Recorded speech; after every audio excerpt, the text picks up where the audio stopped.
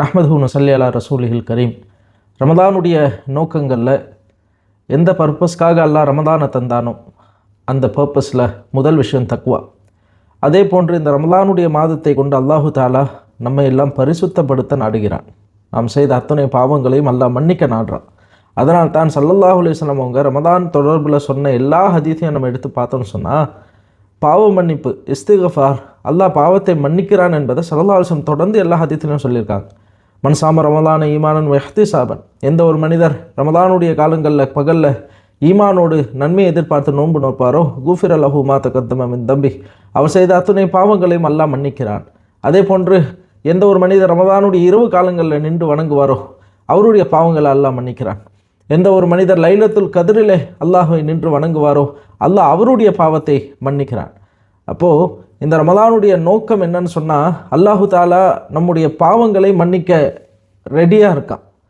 நம்ம சிறிது நாட்கள் முன்னால் கூட நம்ம பார்த்தோம், தஹஜ்ஜத்துடைய நேரத்தில் அல்லாஹ் வந்து மக்களிடம் கேட்கிறான், உங்களுடைய பாவங்களை நான் மன்னிக்க இருக்கிறேன், உங்களுடைய பாவ மன்னிப்பு கோருபவர்கள் யாராவது இருந்தால் அவர்களுடைய பாவத்தை நான் மன்னிக்க தயாராக இருக்கேன் அல்லாஹ் இரவில் கடைசி பகுதியான அந்த சஹருடைய நேரத்தில் அல்லாஹ் சொல்வதாக ஸல்லல்லாஹு அலைஹி வஸல்லம் அவங்க சொல்லியிருக்காங்க.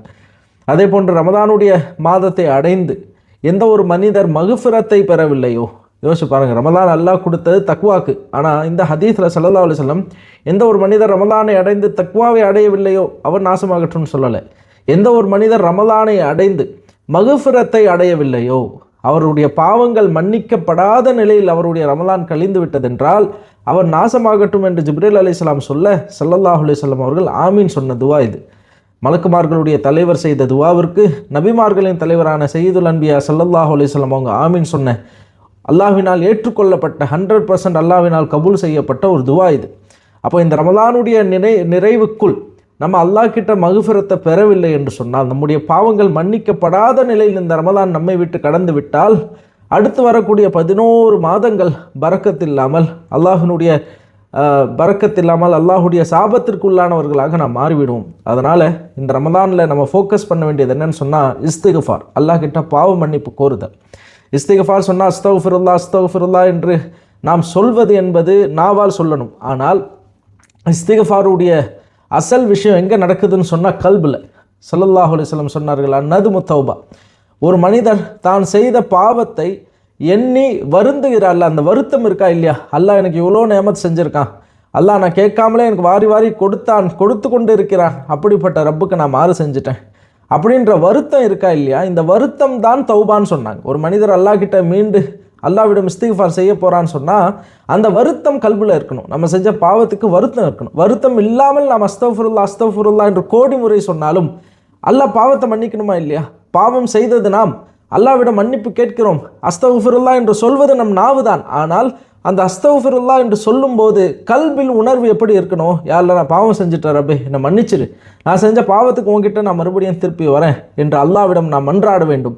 குறிப்பாக சஹருடைய நேரத்தில் தனிமையில் அமர்ந்து நம்முடைய பாவங்கள் எல்லாம் நினச்சி அல்லாஹ்கிட்ட மன்றாடி இஸ்திக்ஃபார் செய்யணும்.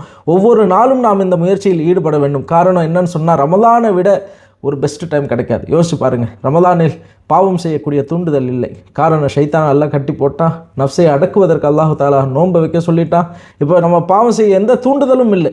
இப்போ தான் பெஸ்ட் டைம் அல்லாஹ் கிட்ட மறுபடியும் போகிறதுக்கு. ரப்பே நான் பாவம் செஞ்சுட்டேன், என்னை மன்னிச்சிடு ரப்பே என்று அல்லாஹ் கிட்ட நாம் போக வேண்டும். அதே நேரத்தில் அல்லாஹ்விடமே நாம் நல்ல வாழ்க்கைக்கு கேட்க வேண்டும், நல்ல அமல்களை அல்லாஹ் கிட்ட கேட்கணும். காரணம் என்னன்னு சொன்னால் நம்ம பாவம் செய்கிறது சூழ்நிலையிலான பாவம் செஞ்சிடறோம். அதனால் அல்லாஹ் கிட்ட யா அல்லாஹ் எனக்கு நல்ல சூழ்நிலை அமைச்சுத்தான், நல்ல அமல்கள் செய்யக்கூடிய வாய்ப்பையும் சூழ்நிலையும் ஏற்படுத்தித்தா, நல்ல தோழமைகளை எனக்கு தா, நல்லடியார்களுடைய தொடர்பை எனக்கு தா. ஸல்லல்லாஹு அலைஹி வஸல்லம் கேட்ட மிக முக்கியமான ஒரு துவா, அல்லாஹும்ம இன்னி அஸ்அலுக ஃபஅலல் ஹைராத், யா அல்லாஹ் நல்ல அமலை நான் உங்ககிட்ட கேட்குறேன். வ தர்கல் முன்கராத், எதெல்லாம் நீ தடுத்திருக்கியோ அதை விட்டு தவிர்ந்து வாழக்கூடிய தௌஃபீக்கை உங்ககிட்ட கேட்குறேன்னு அல்லாஹ்கிட்டே அமலை கேட்குறாங்க. ஏன்னு சொன்னால் அமல் செய்யக்கூடிய சூழ்நிலை அதை ஏற்படுத்தி அல்லாஹ் தந்தான்னு சொன்னால் நல்லவர்களாக வாழ்வோம். நம்ம ஏன் தவறு செய்கிறோம்? ஷைத்தான் நஃப்ஸுடைய தூண்டுதலால் நாம் வாழக்கூடிய சூழ்நிலையினால் நம்ம அல்லாஹ்க்கு ரசூலுக்கு அவர்கள் சொன்ன வாழ்க்கையை தான் வாழ வேண்டும் என்று உள்ளால் உள்ளபடி நம்ம கல்வியில் ஆசை இருக்குது. ஆனால் ஷைத்தான் நஃப்ஸுடைய தூண்டுதெல்லாம் நம்ம பாவத்தில் விழுந்துடுறோம். அப்போது நான் சுயமாக பாவம் செய்யாமல் வாழ்ந்துடுவோம் நம்ம சொல்ல முடியுமா? முடியாது. அப்போ அல்லாஹ்கிட்டே நம்ம கேட்கணும். ஒவ்வொரு இஃப்தார்லையும், ஒவ்வொரு சஹர்லையும், ஒவ்வொரு தராவிலையும் ரப்புக்கிட்ட, யா அல்லாஹ் நல்ல அமல் செய்யக்கூடிய வாய்ப்பு எனக்கு தா, நல்ல அமல் மீது ஆர்வத்தை எனக்கு தா, தொழுகையில் எனக்கு சோம்பலை தந்துடாது, தொழுகையின் பக்கம் ஆர்வத்தை எனக்கு தா, குர்ஆன் ஓதுவதில் ஆர்வத்தை எனக்கு தா, ஸலவாத் ஓதுவதில் எனக்கு ஆர்வத்தை தா என்று அல்லாஹ்விடம் நம்ம நல்ல அமலுக்காக நம்ம துவா செய்யணும். அதே போன்று தீய எண்ணங்களை விட்டு யா அல்லாஹ் என்னை காப்பாற்று. காரணம் என்னன்னு சொன்னால், எண்ணங்கள் தான் செயல்களின் பக்கம் நம்ம இழுத்து செல்லுது. ஒரு தீய எண்ணம் இல்லாமல் ஒரு தீய செயல் வெளிப்படாது. அதனால் அல்லாஹ் கிட்ட, யா அல்லாஹ் தீய எண்ணங்கள் ஏற்படாமல் என் கல்பனை காப்பாற்று, நஃப்ஸு ஷைத்தானுடைய ஆதிக்கத்தை விட்டும் என்னை காப்பாற்று ரப்பே, அதன் மீது எனக்கு ஆதிக்கத்தை தான் என்று அல்லாஹ் கிட்ட நம்ம கேட்கணும். ஷைத்தான் நஃப்ஸு நம்ம கண்ட்ரோலில் இருக்கணும். நம்ம அது கண்ட்ரோலுக்கு போயிட்டோம்னு சொன்னால் சொல்கிறதெல்லாம் கேட்க ஆரம்பிச்சிடும். அதனால் ரமலானை விட பெஸ்ட்டு டைம் நம்ம வாழ்க்கையை ரிஃப்ளெக்ட் பண்ணுறதுக்கு கிடைக்காது. ஒரு பீஸ்ஃபுல்லான டைம், ஃபுல் ஃபோக்கஸ் கிடைக்கிற டைம், அல்லாஹ் கிட்ட மறுபடியும் போகிற டைம், அல்லாஹ் நம்முடைய பாவத்தை எல்லாம் மன்னிக்கிறதுக்கு தயார். லா தக்னது மின் ரஹ்மத்தில்லாஹ், அல்லாஹ் குர்ஆனில் சொல்கிறான், என்னுடைய ரஹ்மத்தை கொண்டு நிராசை அடைஞ்சிடாதீங்க. அல்லாஹ் என் பாவத்தை மன்னிப்பானா, இவ்வளோ பாவம் செஞ்சுட்டேனே, நான் பெரிய பாவியாக இருக்கானே, என் பாவத்தை அல்லாஹ் எப்படி மன்னிப்பான்னு சொல்லி நிராசை அடைஞ்சிடாதீங்க. நம்ம பாவத்தை விட பெருசு அல்லாஹ்வுடைய ரஹ்மத். நம்ம கோடி கோடி பாவம் செஞ்சுருக்கலாம், மலையளவு பாவம் செஞ்சுருக்கலாம், ஆனால் அதையெல்லாம் விட பெருது அல்லாஹ்வுடைய ரஹ்மத். அல்லாஹ் கிட்ட இப்படி சொல்லியே கேளுங்க, ரப்பே என் பாவம் பெருசு தான், நீ சொன்ன தடுத்த எல்லாத்தையும் நான் செஞ்சுட்டேன் ரப்பே, ஏதோ ஒரு சூழ்நிலையை நான் செஞ்சுட்டேன், ஆனால் என் பாவத்தை விட சிறந்தது உயர்ந்தது உன்னுடைய ரஹ்மத். அந்த முதல் ரஹ்மத் நம்ம விட்டு போனாலும் இந்த நடு 10 மஃபிரத்துடைய இந்த 10 அல்லாஹ் கொடுத்துருக்கான். அதனால் வரக்கூடிய நாட்களை வேஸ்ட் பண்ணாமல் வாய்ப்பு கிடைக்கும் போது அதிகமான துவாக்களில் இந்த ஒரு வாரம், வரக்கூடிய இந்த ஒரு வாரம் அல்லாஹ்விடம் நாம் இஸ்திக்ஃபார் செய்ய வேண்டும். மனமுருகி அல்லாஹ் கிட்ட நம்ம பாவத்திற்காக கேட்க வேண்டும். பாவம் செய்யாத வாழ்க்கையும் அல்லாஹ் கிட்ட நாம் சேர்த்து கேட்க வேண்டும்.